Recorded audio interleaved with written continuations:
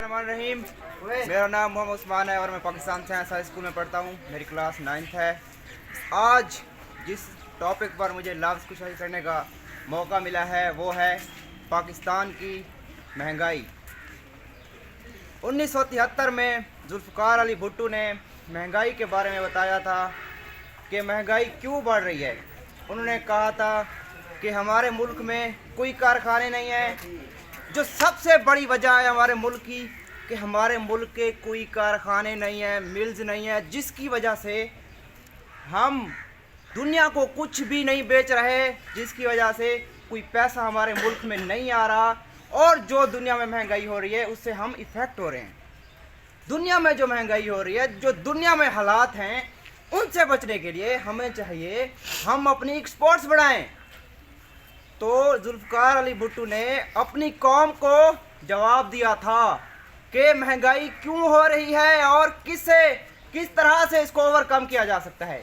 आज अगर हम अपने वज़ीर आज़म से पूछें तो क्यों महंगाई बढ़ रही है, तो वो कहता है मैं सऊदी अरब से होके आया हूँ, मैं यूएई से होके आया हूँ, मैं तुर्किया से होके आया हूँ। मैंने उन भाइयों को कहा कि आप समझेंगे कि मैं मांगने आया हूँ। मैं मांगने नहीं आया, लेकिन मजबूरी है। जिस तरह आपने पिछले 75 साल में हमारा हाथ बटाया है, इसी तरह प्लीज़ हमारा हाथ बटाएं। इंशाल्लाह मेहनत करेंगे, खून पसीना गिराएंगे, ज़रूर मेहनत करेंगे।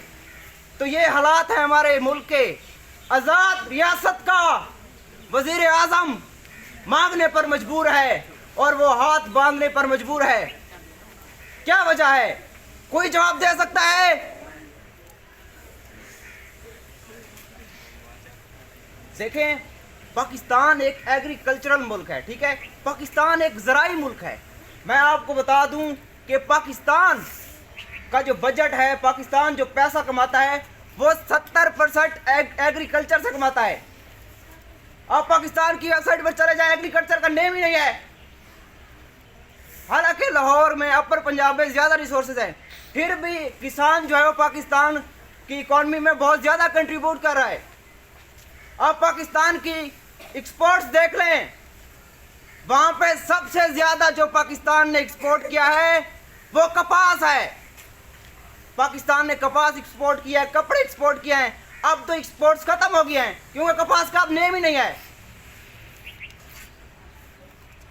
देखें, पाकिस्तान की जो महंगाई है उसकी सबसे बड़ी वजह यह है कि पाकिस्तान की इकॉनमी आपको पता है कि ख़त्म हो चुकी है और जो महंगाई और इकॉनमी जो स्टेबल नहीं हो रही उसकी सबसे बड़ी वजह पाकिस्तान की एक्सपोर्ट्स हैं।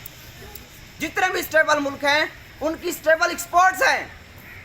हमारी स्टेबल एक्सपोर्ट्स नहीं है। जब तक हमारी एक्सपोर्ट्स नहीं होगी हम तरक्की नहीं कर सकते। हमारी इकॉनमी कभी भी स्टेबल नहीं हो सकती जब तक हम कुछ दुनिया को बेचेंगे नहीं।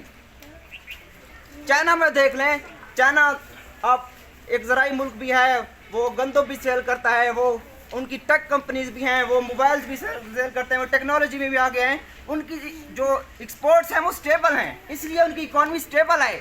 हमारी कोई भी एक्सपोर्ट्स नहीं है। तो सबसे बड़ी जो वजह है हमारी महंगाई की वो यही एक्सपोर्ट्स हैं। अगर हम एक्सपोर्ट्स पे काम करें और जो हमारा ज़राई मुल्क है, अगर हम किसानों को सब्सिडी दें और उनको कोई ऑफ़र करें और उनके लिए लुक आफ्टर करें तो हम तरक्की कर सकते हैं। मैंने आपको पिछली स्पीच में भी कहा था कि हमारा जो पाकिस्तान है वो IMF के ऊपर चल रहा है और IMF जो है वो अमेरिका से इंस्पायर्ड है। मैंने आपको कहा था कि अगर IMF ने पाकिस्तान को चलाया तो पाकिस्तान की आवाम मर जाएगी। आज वही हो रहा है। मैं आज 500 रुपया लेके आया था, 300 का पेट्रोल डलवाया।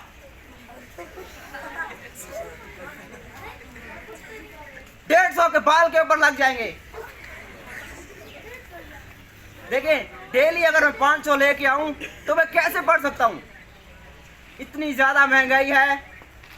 और ये जो IMF है ये हमें, हमारी आवाम को ख़त्म कर देगा। ना IMF के ज़रिए ना पाकिस्तान किसानों को कंट्रोल कर सकता है, ना बिजली के ऊपर कंट्रोल कर सकता है। और बिजली से मुझे याद आया कि बिजली कोई अगर चोरी करे तो अगर आप FIR करवाए तो आपकी FIR नहीं होगी।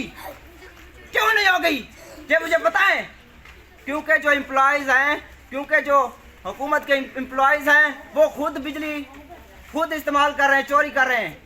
इसलिए आप खैबर पख्तूनख्वा में चले जाएं, वहाँ पे डेली, वहाँ पे हर साल 6 अरब पाकिस्तानी रुपीस का नुकसान हो रहा है।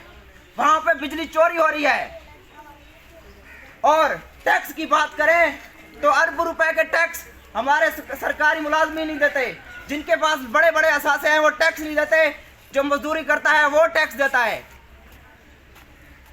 और अगर आप हमारे वजीर आजम से पूछें तो वो कहता है मैं सऊदी अरब से मांग के आया हूँ, मैं तुर्की से मांग के आया हूँ, और क्या करूँ मैं।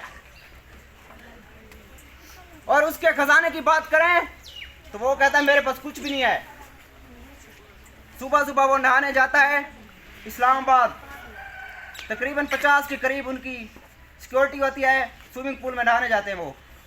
लेकिन उनसे पूछा जाए तो वो कहते हैं मेरे पास जहर खाने के भी पैसे नहीं है। अगर उनका अकाउंट चेक किया जाए तो एड्स लगे हैं, डेली लाखों डॉलर्स के ऐड चल रहे हैं। ये हमारे मुल्क के रिप्रेजेंटेटिव्स हैं, गरीब मुल्क के ये रिप्रेजेंटेटिव्स हैं। शुक्रिया।